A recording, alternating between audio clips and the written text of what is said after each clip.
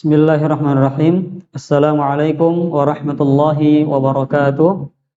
Alhamdulillahi ala ihsanih wa syukru lahu ala taufiqihi wa amtinanih.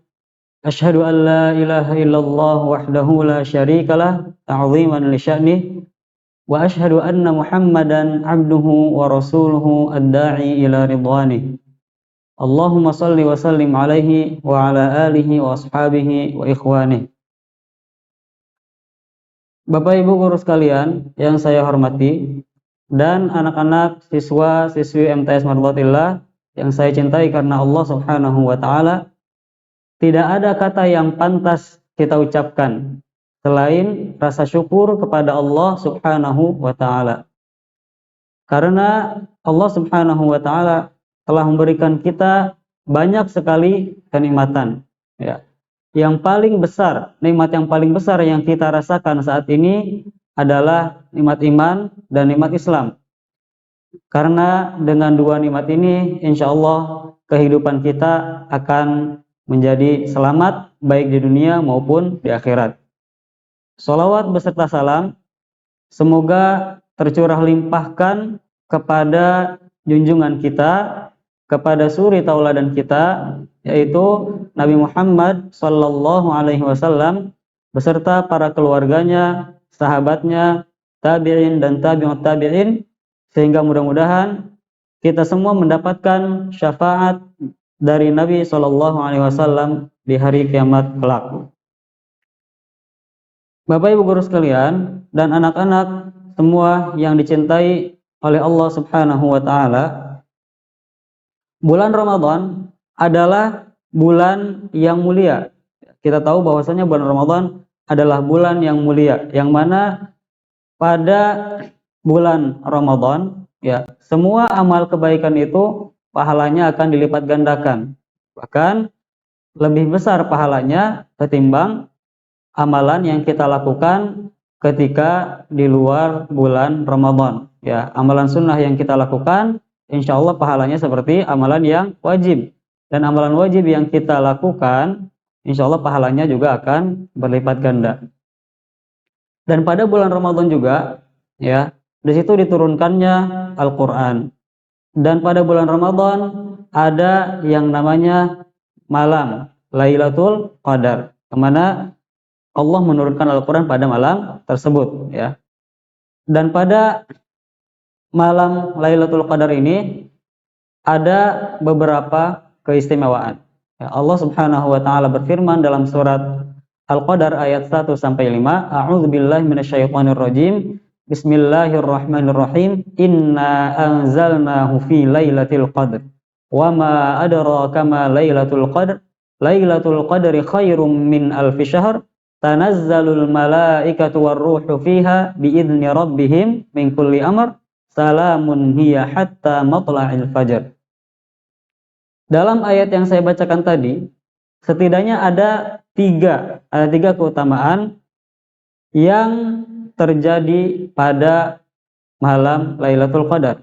Ya, yang pertama adalah bahwasanya malam Lailatul Qadar adalah malam yang lebih baik daripada 1000 bulan. Ya, kalau kita hitung dengan menggunakan tahunan, ya, 1000 bulan itu sama dengan kurang lebih 83 lebih 4 bulan. 83 tahun lebih 4 bulan. Ya, jadi ketika kita mengamalkan amal soleh pada bulan tersebut atau pada malam tersebut, insya Allah pahalanya sama dengan 1000 bulan yang tidak ada malam Lailatul Qadarnya.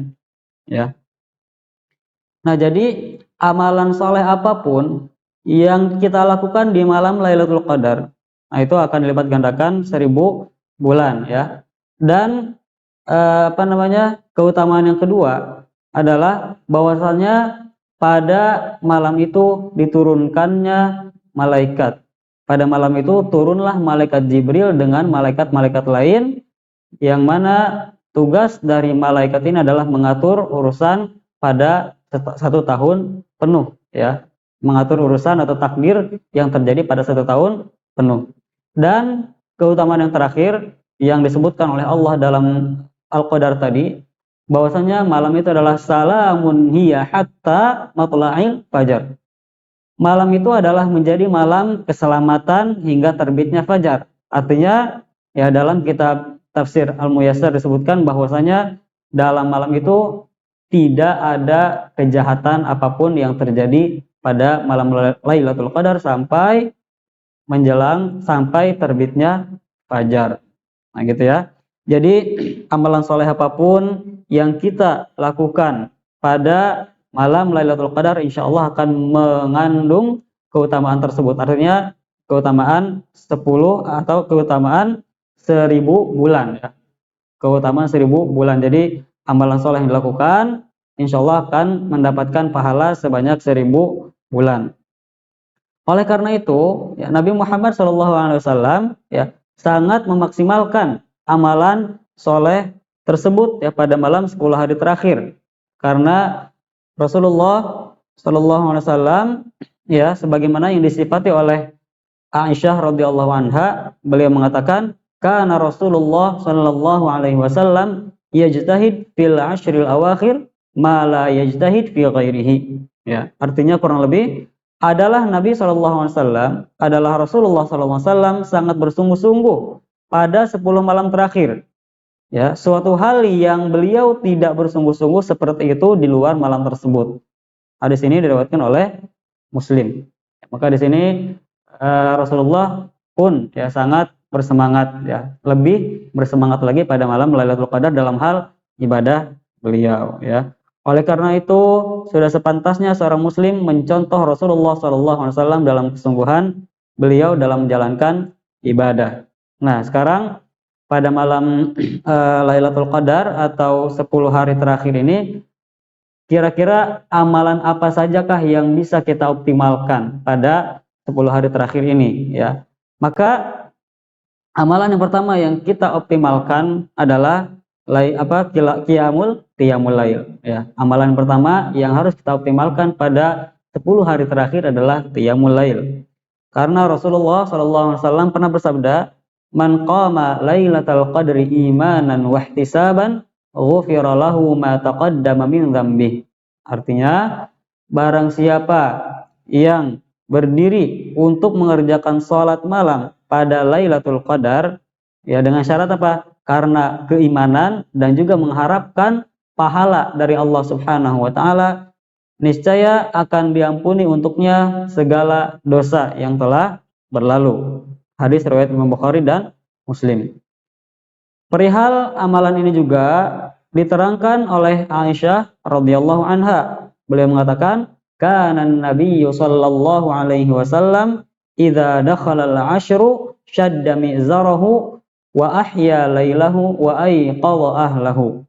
Adalah Nabi sallallahu alaihi wasallam bila 10 malam terakhir pada bulan Ramadan telah masuk, beliau yang pertama mengencangkan sarungnya, yang kedua menghidupkan malamnya, dan yang ketiga membangunkan keluarganya. Ini ya Masya Allah, kita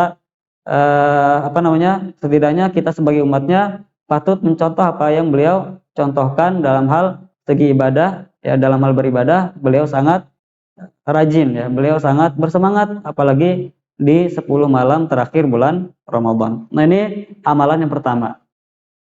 Sedangkan amalan yang kedua ya, tadi yang pertama adalah qiyamul lail, yang kedua adalah membaca Al-Qur'an ya.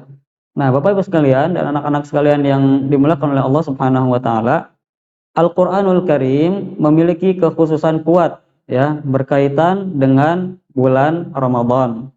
Ya, jadi ada kaitan atau hubungan yang sangat erat antara Al-Qur'an dan Lailatul Qadar ya atau bulan Ramadan ya. Karena Allah Subhanahu wa taala berfirman, "Syahrul Ramadan alladzi unzila fihil Qur'an." Bulan Ramadan, bulan yang di dalamnya diturunkan Al-Qur'an. Ya, bulan Ramadan adalah bulan yang diturunkan di dalamnya Al-Qur'an. Dan diketahui pula bahwa Nabi SAW memberi perhatian lebih terhadap Al-Qur'an pada bulan Ramadan, ya. Sehingga Jibril turun ya pada bulan Ramadan untuk Nabi SAW yang membaca Al-Qur'an sebagaimana yang dituliskan atau yang terdapat dalam hadis Abdullah bin Abbas radhiyallahu anhuma, beliau mengatakan, kana Rasulullah sallallahu alaihi wasallam ajwadan nas bil khair wa kana ajwadu ma yakunu fi syahri Ramadan. Inna Jibril alaihi salam kana yalqahu fi kulli sanatin fi Ramadana hatta yansalikha fa ya'ridu alaihi Rasulullah sallallahu alaihi wasallam al-Qur'an. Fa idza laqiyahu Jibril kana Rasulullah sallallahu alaihi wasallam ajwadu bil khairi min rihil mursalah. Adalah Rasulullah sallallahu alaihi wasallam orang yang terbaik ya dengan kebaikannya. Beliau juga lebih baik ya menjadi orang yang terbaik pada bulan Ramadan. Jadi kebaikan beliau itu lebih meningkat lagi ketika bulan Ramadan datang ya. Sesungguhnya Jibril menjumpai beliau setiap tahun pada bulan Ramadan hingga bulan beliau Shallallahu Alaihi Wasallam memperhadapkan Al-Quran kepada Jibril. Beliau membacakan Al-Quran kepada Jibril pada hari di bulan-bulan Ramadan. Apabila Jibril menjumpai Rasulullah Shallallahu Alaihi Wasallam, ya, dan beliau adalah orang yang lebih baik dengan kebaikannya daripada angin yang berhembus tenang. Nah, di sini dalam hadis ini dikatakan juga bahwa Rasulullah SAW memperbanyak membaca Al-Quran pada bulan Ramadan, bahkan beliau langsung bertalaki kepada malaikat Jibril alaihi salam. Dimaklumi oleh setiap muslim keutamaan membaca Al-Quran dalam segala hal, baik dalam membacanya, mentadaburinya, dan mempelajarinya, maupun hal-hal yang lainnya. Jadi hubungan kita dengan Al-Quran itu harus diperkuat lagi, karena dari segi membacanya pun itu sudah dinilai ibadah, pahalanya sudah dilipat gandakan, apalagi kalau kita mengamalkannya, mendakwahkannya gitu kan, nah maka insya Allah pahalanya pun akan lebih banyak ya.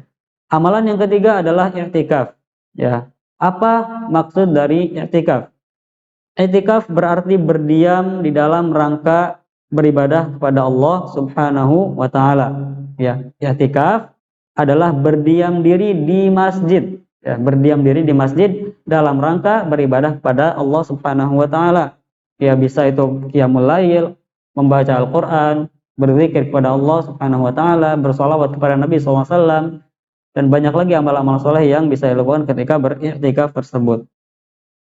Tidaklah seorang keluar dari masjid kecuali untuk memenuhi hajatnya sebagai manusia. Jadi ketika kita beriktikaf itu diusahakan untuk tidak keluar dari masjid, kecuali ketika ada kebutuhan yang sangat mendesak yang mengharuskan kita untuk keluar dari masjid, ya silahkan keluar dari masjid. Ya, tapi kita tetap fokus untuk beriktikaf menghadap Allah Subhanahu wa taala dengan beribadah, memperbanyak sholawat, zikir, dan juga membaca Al-Quran ya. I'tikaf adalah ibadah sunnah pada bulan Ramadan serta di luar bulan Ramadan. Amalan tersebut adalah syariat yang telah ada pada umat-umat sebelum umat Islam. Dasar pensyariatan amalan itu adalah firman Allah Subhanahu wa taala, wa antum aakifuna fil masajid. Sedangkan kalian beriktikaf di dalam masjid ya. Ayat di atas masih dalam rangkaian penjelasan hukum-hukum seputar puasa Ramadan. Jadi i'tikaf memiliki kekhususan berkaitan dengan bulan Ramadan. Oleh karena itu, Rasulullah Shallallahu Alaihi Wasallam beriktikaf pada 10 malam terakhir bulan Ramadan, sebagaimana yang diterangkan oleh hadis Aisyah radhiyallahu anha. Beliau mengatakan, "Anna Nabiyya Shallallahu Alaihi Wasallam kana ya'takifu al-ashra al-awakhir min Ramadan hatta tawaffahu Allah, thumma atakafa azwajuhu min ba'dihi." Sesungguhnya Nabi SAW beriktikaf pada 10 malam terakhir bulan Ramadan sehingga beliau wafat. Kemudian istri beliau beriktikaf setelah itu. Hadis riwayat Bukhari dan Muslim. Amalan yang keempat adalah memperbanyak doa ya. Doa adalah ibadah yang sangat agung ya, ibadah yang sangat besar pahalanya, merupakan sifat para nabi dan rasul ya, serta doa itu adalah ciri dari orang yang soleh. Jadi ketika kita ingin menjadi orang yang soleh, salah satu usaha kita untuk menjadi orang yang soleh adalah selalu berdoa kepada Allah Subhanahu wa taala. Keutamaan, perintah, dan manfaat doa sangatlah banyak diterangkan dalam Al-Quran dan hadis Nabi Shallallahu Alaihi Wasallam.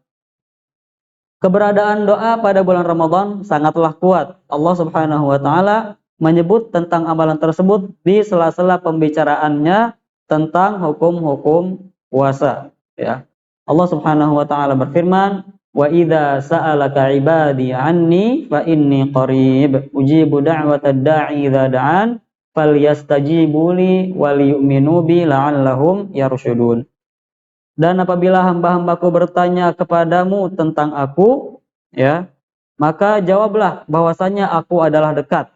Aku mengabulkan permohonan orang yang berdoa apabila ia memohon kepadaku. Maka hendaklah mereka itu memenuhi segala perintahku dan hendaklah mereka beriman kepadaku agar mereka selalu berada dalam kebenaran. Ini jadi kaitannya itu sangat erat antara doa dan juga puasa di bulan suci Ramadan. Ya. Amalan yang kelima adalah taubat dan istighfar. Ya, ini juga sangat penting kita lakukan. Ya, taubat dan istighfar adalah amalan yang dituntut ya pada seluruh keadaan. Jadi tidak hanya pada 10 hari terakhir di bulan Ramadan saja atau di 10 malam terakhir bulan Ramadan saja, tapi taubat dan istighfar ini harus kita dawamkan, harus kita terus lakukan. Ya, harus kita terus lakukan. Allah Subhanahu wa taala berfirman, "Wa tubu ilallahi jami'an ayyuhal mu'minuna la'allakum tuflihun." Ya. Dan bertaubatlah kalian seluruhnya kepada Allah, wahai orang-orang yang beriman, supaya kalian menjadi orang yang beruntung. Ya. Dan amalan terakhir atau yang keenam yang bisa kita optimalkan pada 10 malam terakhir di bulan Ramadan adalah umrah, ya, atau 10 hari terakhir di bulan Ramadan adalah umrah, ya. Umrah termasuk amalan soleh yang agung, penuh dengan keutamaan dan kebaikan, serta lebih utama untuk diamalkan pada bulan Ramadan. Karena Nabi Shallallahu Alaihi Wasallam pernah bersabda, umratun fi Ramadan taqdi hajjatan ma'i. Umrah pada bulan Ramadan menggantikan haji bersamaku. Jadi pahalanya itu sama seperti kita berhaji bersama Rasulullah Shallallahu Alaihi Wasallam. Nah, Bapak Ibu sekalian dan anak-anak sekalian yang saya cintai karena Allah dan yang mengharapkan ridha dari Allah Subhanahu wa taala, itulah amalan-amalan yang bisa kita optimalkan pada 10 malam atau 10 hari terakhir di bulan Ramadan ini. Mudah-mudahan kita semua bisa melakukannya dengan ikhlas, dengan mengharapkan ridha dari Allah dan ampunannya dari Allah Subhanahu wa taala. Itu saja yang bisa saya sampaikan pada kesempatan kali ini. Kurang lebihnya mohon maaf. Wabillahi taufiq wal hidayah. Wassalamualaikum warahmatullahi wabarakatuh.